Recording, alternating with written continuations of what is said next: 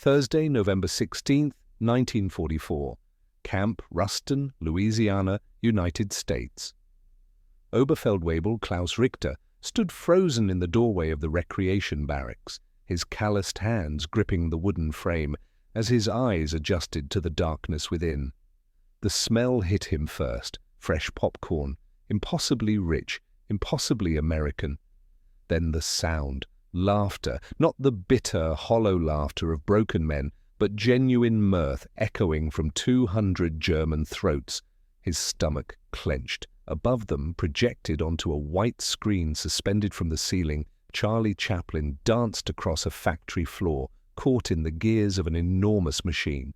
The contradiction stabbed through Richter's ribs like bayonet thrust. Behind him, November rain drummed against the Louisiana mud. Inside, warmth radiated from coal stoves placed every 20 feet.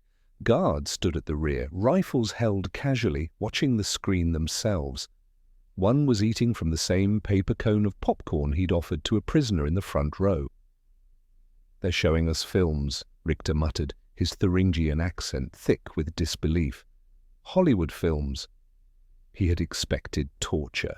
He had expected interrogation cells and starvation rations. He had expected the barbarism Goebbels promised awaited any German soldier unlucky enough to fall into American hands. Instead, 3 nights a week, the enemy dimmed the lights and showed the movies. Klaus Richter had served with the 342nd Infantry Division, defending Normandy's coastal fortifications when the Allied invasion came that June. 28 years old, a machinist from Erfurt before the war, he'd believed every word of the Reich's warnings about American savagery. The propaganda had been relentless and specific. Jews controlled Hollywood, producing degenerate filth designed to corrupt Aryan minds. Americans were racially mixed mongrels, incapable of true culture or military discipline. Their soldiers, pampered and weak, would crumble before German steel. The leaflets distributed to Wehrmacht units before D-Day spelled out the fate awaiting captured soldiers. "The Americans will starve you, they will torture you for information, they will work you to death in their factories, they show no mercy to Germans, fight to the last man or face certain doom."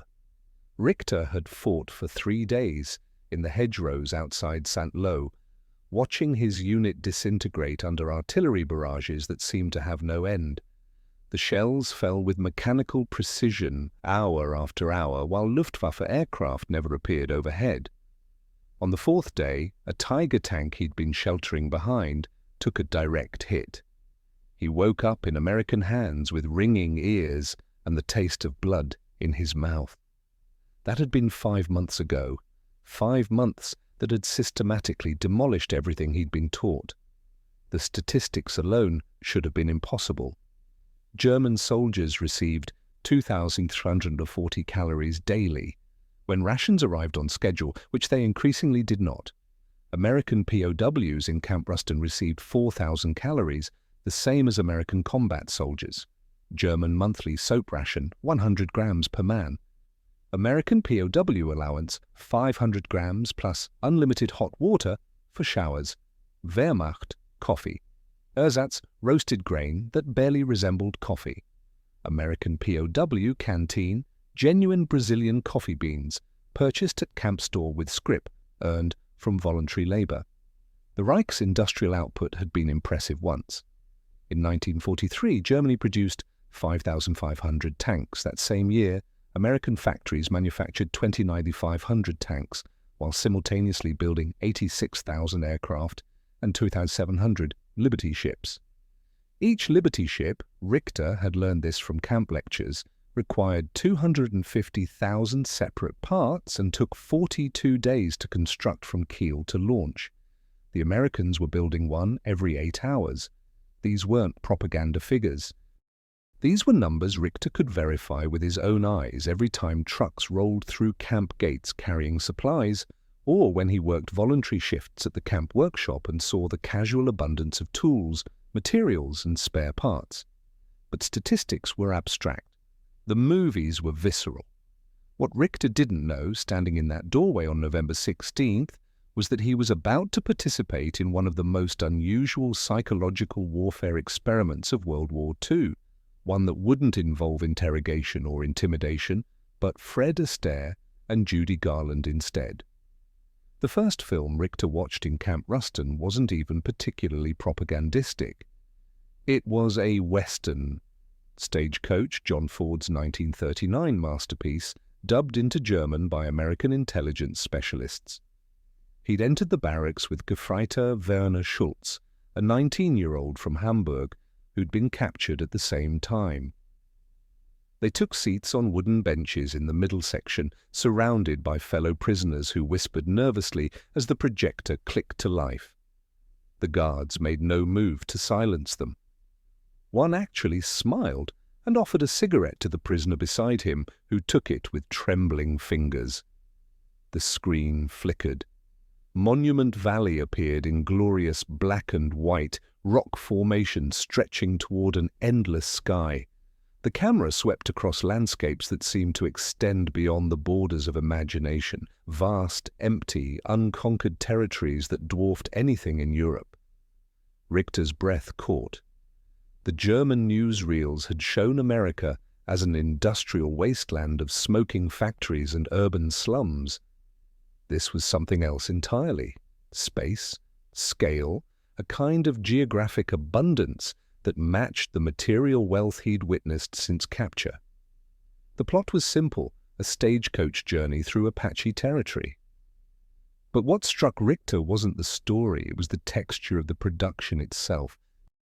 The camera work was smooth, sophisticated, technically superior to anything he'd seen from UFA studios in Berlin.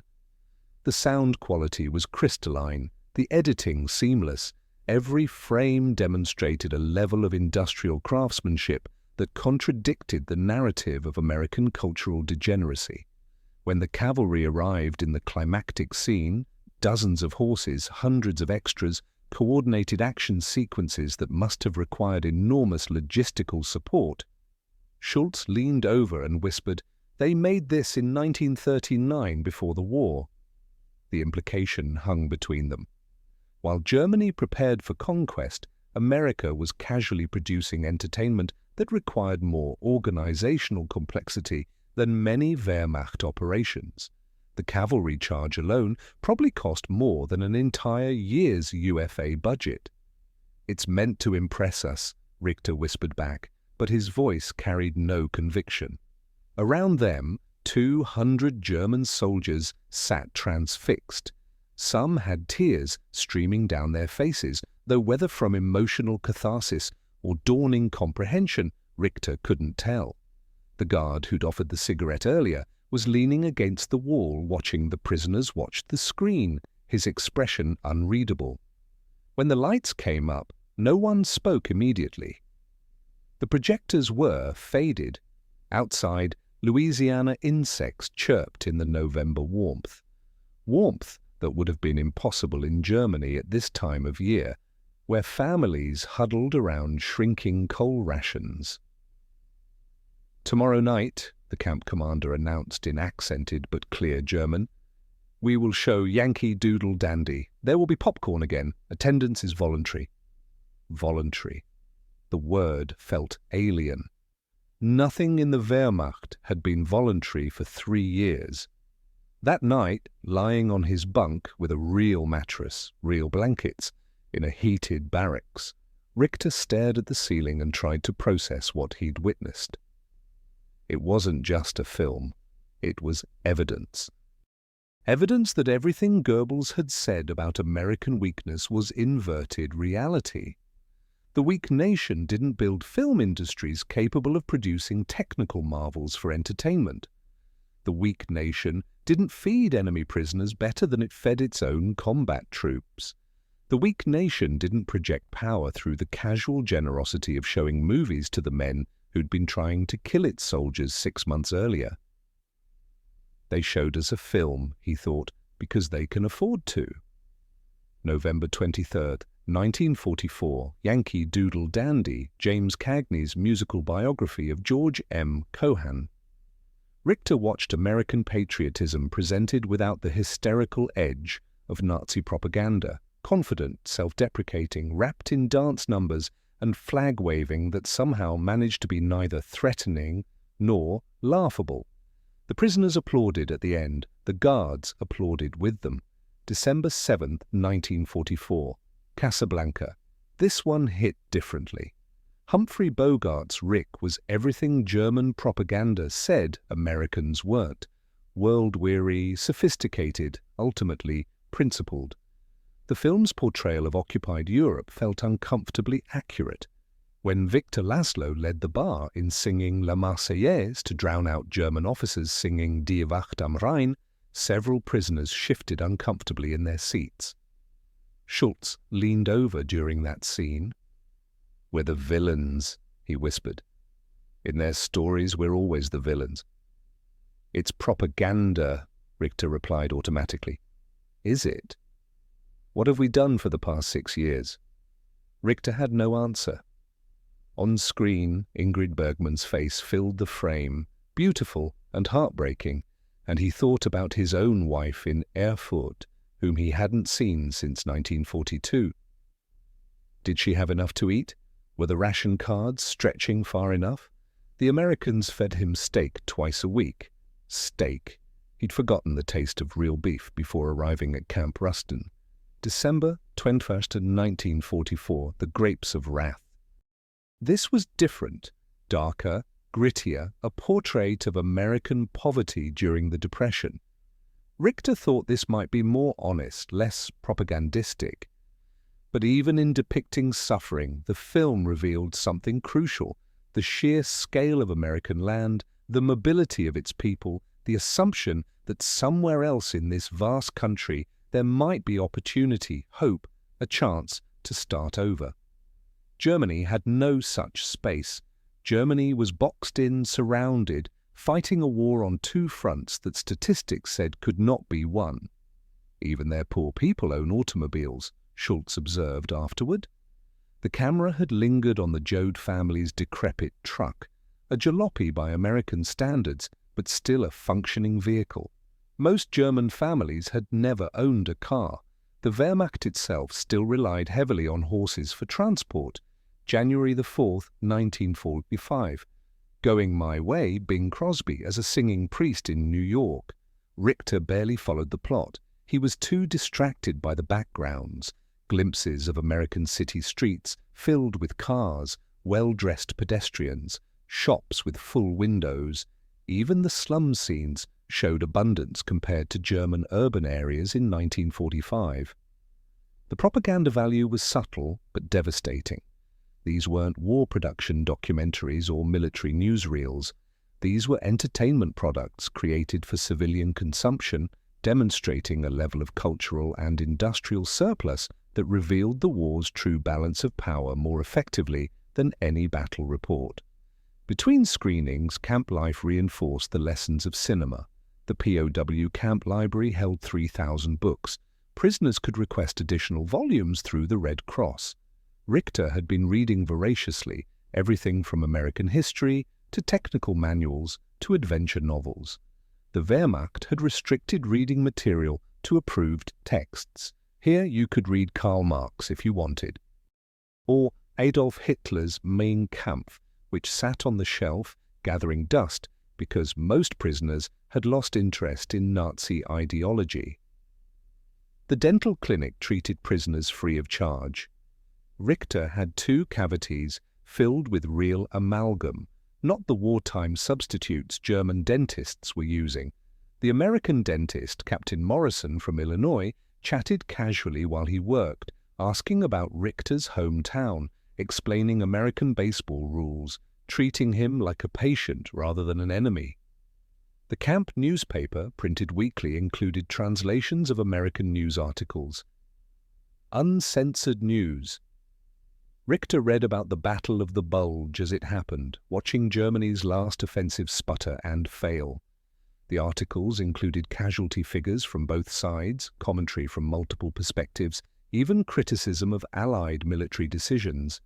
This was journalism, not propaganda. The most shocking privilege Prisoners could write home. Letters were censored, but allowed.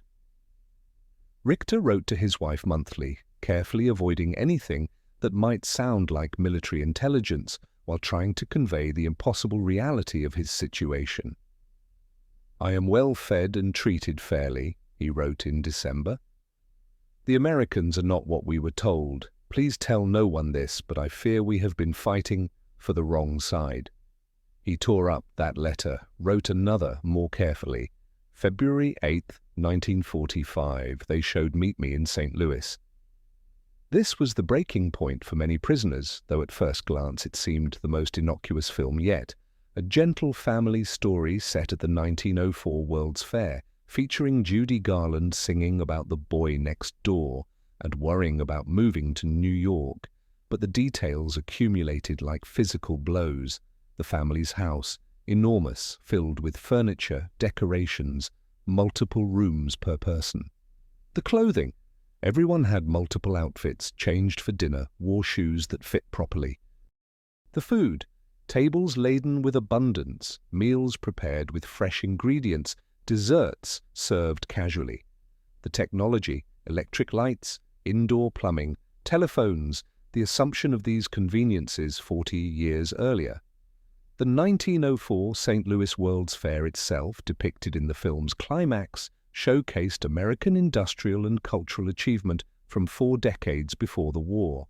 The Ferris wheel, the electric lights, the grand pavilions, everything demonstrated that American prosperity wasn't new, wasn't temporary, wasn't the result of looting conquered territories. It was structural, it was generational. It had been building for a century while Europe tore itself apart. During the trolley scene, Judy Garland singing the trolley song as she rode through prosperous neighborhoods, Richter felt something crack inside his chest. Not a physical sensation, but psychological. The sound you hear when certainty shatters. Around him, prisoners were weeping openly now, not from sadness, but from recognition. They were seeing what they'd been fighting against, not a degenerate mongrel nation, but a civilization that had surpassed Europe decades ago and kept accelerating while Germany spent its youth in trenches. When Judy Garland sang "Have Yourself a Merry Little Christmas" to comfort her younger sister about the family's impending move, Schultz buried his face in his hands. His shoulders shook. Richter put an arm around the younger man's shoulders and said nothing. What could he say? That it would be all right? That Germany would win? That the Führer had a secret weapon that would turn the tide? All lies. They'd been lies for years, probably. The films made that undeniable. After the screening, Richter walked out into February darkness. Louisiana winter was mild compared to Germany, another casual geographical advantage Americans possessed without effort. He stood near the wire fence, staring at nothing, trying to reconstruct his world view from shattered pieces. Behind him, Schultz approached. "Klaus, I'm here. What do we do now?" Richter turned. In the distance, another group of prisoners was heading to the mess hall for evening coffee and cake. Yes, cake, because the Americans had sugar and flour to waste on desserts for enemy soldiers. The guard towers were manned, but the guards looked bored rather than vigilant. Why would anyone escape? To go where? Back to Germany, where cities were being bombed to rubble and starvation was becoming routine? "We survive," Richter said finally. "We bear witness. When this war ends, and it will end, Werner, we've lost. Someone needs to tell the truth about what we learned here. That America was always stronger? That we were always lied to?" Richter looked back at the recreation barracks, where projector light still spilled from windows. They didn't need to show us those films. They could have left us in the dark, let us keep believing Goebbels' fantasies. But they showed us the truth over and over until we couldn't deny it anymore. Why? Because they're winning. They can afford to be generous. And maybe... Richter paused, choosing words carefully. Maybe because they want us to understand that when this is over, there's another way to live. Without conquest, without master races, with enough for everyone. It sounded naive, spoken aloud, but the evidence was everywhere, in the food, the medical care, the libraries, the heated barracks, and most of all, in those films that showed an America that had possessed wealth and confidence and cultural vitality before the war ever started. The Philadelphia story. It happened. One night, Mr. Smith goes to Washington. Each one a small window into American life, American values, American assumptions about individual worth and social mobility. Frank Capra's Why We Fight series, actual propaganda documentaries, felt almost unnecessary by that point. The entertainment films had already done the work. By March 1945, when Allied forces crossed the Rhine and began the final advance into Germany, most prisoners in Camp Ruston were actively rooting against their own army, not loudly, not explicitly, but in whispered conversations and careful letters home, and the way they clustered around the camp newspaper to read about Soviet advances from the east and American advances from the west. The cognitive dissonance had resolved itself. They were German, yes, and loved their homeland. But the regime that claimed to speak for Germany had lied about everything else. Why believe it spoke truth about national destiny? Richter volunteered for extra work shifts in the camp machine shop. He was teaching American mechanics about German equipment captured in Europe, helping translate technical manuals, essentially aiding the enemy's war effort. It didn't feel like betrayal. It felt like basic human decency, answering technical questions for men who treated him like a colleague rather than a prisoner. On April 30th, 1945, news arrived. Hitler was dead. Suicide in his Berlin bunker as Soviet soldiers closed in. The camp erupted in chaos, some prisoners celebrating, others weeping, many simply sitting in stunned silence as the 11-year nightmare finally ended.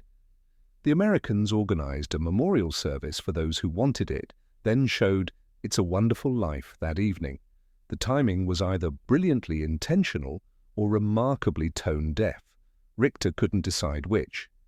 He watched James Stewart discover that one man's life, lived with integrity, could matter more than grand historical movements or political ideology. The film's vision of Bedford Falls, a small American town where people knew each other, helped each other, built community together, felt impossibly distant from the Germany he'd left behind. But it also felt like a possibility. A template for reconstruction, a way forward that didn't involve jackboots and conquest. May 8, 1945, Germany surrendered unconditionally. In Camp Ruston, the Americans organized a special screening, The Battle of Britain, a documentary about RAF resistance in 1940. They showed it to honor their British allies, but also to demonstrate to German prisoners what the world had been fighting against and what it had nearly lost. Watching Spitfires dogfight over London while Beethoven played on the soundtrack, Richter felt the final pieces of his old identity crumble away. The Wehrmacht had tried to destroy that civilization. He had been part of that attempt. The fact that he'd been lied to, manipulated, and indoctrinated didn't erase responsibility, but the Americans had fed him anyway, treated him humanely anyway, showed him films anyway. They were demonstrating something more powerful than military superiority, the possibility of mercy without weakness, justice without vengeance, victory without dehumanizing the defeated. Over the following months, thousands of German POWs began the long journey home. Richter was among them, repatriated in September 1945. He traveled by truck and train and ship through a devastated Europe, carrying 70 pounds more weight than when he'd been captured. Wearing American-manufactured clothing, his teeth properly filled, his health better than it had been in years. He arrived in Erfurt to find his neighborhood partially destroyed by bombing. His wife, Greta, had survived, barely. She weighed 90 pounds. Their apartment building still stood but had no windows, no heat, no electricity. Food rations were 200 calories daily. The victor's peace, Germans had feared, was proving harsh, but not nearly as brutal as what Germany had inflicted on occupied territories. Greta stared at him when he arrived. "You look healthy." "They fed us," he said quietly. "The Americans. They fed us better than their own rationing allowed." "I don't understand." "Neither did I. For months I didn't understand." Over the following weeks, as they worked to rebuild their lives in the ruins of the 1,000-year Reich, Richter told her everything about the abundance he'd witnessed, about the films, about the cognitive dissonance of watching Hollywood movies while propaganda had promised American degeneracy. "What did the films show?" she asked one night. "They showed us America, the real America. Not the fantasy version Goebbels invented, but what the country actually was: wealthy, confident, culturally sophisticated, industrially supreme. They showed us these things not to humiliate us, but to help us understand why we lost." "And did you understand?" Richter was silent for a long moment. "Yes. We were fighting a nation that could afford to waste resources on entertainment even during total war. That could feed enemy prisoners better than we fed our own soldiers. That could be strong and merciful simultaneously. Everything we'd been taught about American weakness was projection. We were the weak ones. We just couldn't see it." Klaus Richter lived until 1987. He never returned to machining, but instead became a teacher, instructing young Germans in history and civics. His students later recalled that he spoke with unusual passion about the importance of questioning propaganda, verifying sources, and distinguishing between patriotism and nationalism. In a 1979 interview with a university researcher documenting POW experiences, the elderly Richter reflected on his time in Camp Ruston. "The films changed everything," he said, his voice carrying the rough texture of age. "Not because they showed us propaganda. They weren't really propaganda, not in the crude sense. They showed us reality, American reality, the abundance, the confidence, the casual generosity of a nation that could afford to entertain its enemies." I remember Meet Me in St. Louis most clearly. Such a simple story about a family worried about moving to New York. But it revealed more about American strength than any military documentary could have. The house they lived in, the food they ate, the problems they worried about, moving to a new city, teenage romance, social embarrassment, not survival, not starvation, not bomb shelters. We had been told we were the master race, destined to rule an empire. But the films showed us people who already had what we were killing for: security, prosperity, dignity, hope. They weren't supermen. They were ordinary people with extraordinary advantages, industrial, agricultural, geographic, institutional advantages that couldn't be conquered by military force. The cruelest realization was this: America had possessed those advantages for decades. The 1904 World's Fair, shown in Meet Me in St. Louis, displayed technology we didn't have in 1944. They had been ahead for generations while we convinced ourselves of racial superiority. The Americans who showed us those films understood something profound about psychological warfare. The truth is more devastating than any lie. They could have tortured us, interrogated us, broken us. Instead, they fed us, housed us, and showed us movies that quietly demolished every assumption we'd fought for. When I watch films now, and I watch many, perhaps searching for that same revelatory quality, I'm reminded that stories are never just stories. They're windows into values, assumptions, capabilities. The Americans could afford to show us entertainment because they'd already won the Industrial War. The films were just acknowledgement of that fact. The interviewer asked if Richter bore any resentment toward the Americans for the psychological manipulation. Manipulation? Richter laughed, a dry sound. No, they showed us the truth. Is that manipulation? They could have left us ignorant, let us return home, still believing in Nazi mythology. Instead, they equipped us with knowledge that made rebuilding possible. Understanding that we'd been wrong was painful, but necessary. I have children now, grandchildren. I've told them about the films, about what it felt like to watch my worldview crumble one screening at a time. I want them to understand that certainty is dangerous, that propaganda works by isolation, that the antidote to lies is exposure to the wider world. The Americans gave us that exposure, through Hollywood, through entertainment, through the simple act of showing movies to men who'd been trying to kill them months earlier. It was the strangest warfare I ever experienced and the most effective. Klaus Richter died on March 15, 1987, in an Erfurt hospital room with his family surrounding him. His last words, according to his daughter Anna, referenced an old memory. They showed us It's a Wonderful Life, remember? After Hitler died, they showed us a film about redemption. His impact rippled through generations. His students became teachers, politicians, journalists, part of the post-war generation determined to prevent Germany from ever again succumbing to totalitarian fantasies. They carried forward the lesson Richter had learned in Camp Ruston, that prosperity and peace are connected, that democracy and dignity are inseparable, that the strongest nations are those that don't need to prove their strength through conquest. The films themselves, Casablanca, Meet Me in St. Louis, Yankee Doodle Dandy, and dozens of others, continued playing in German cinemas for decades. New audiences watched them without knowing they'd once served as weapons of psychological warfare, revealing American superiority more effectively than any battlefield victory.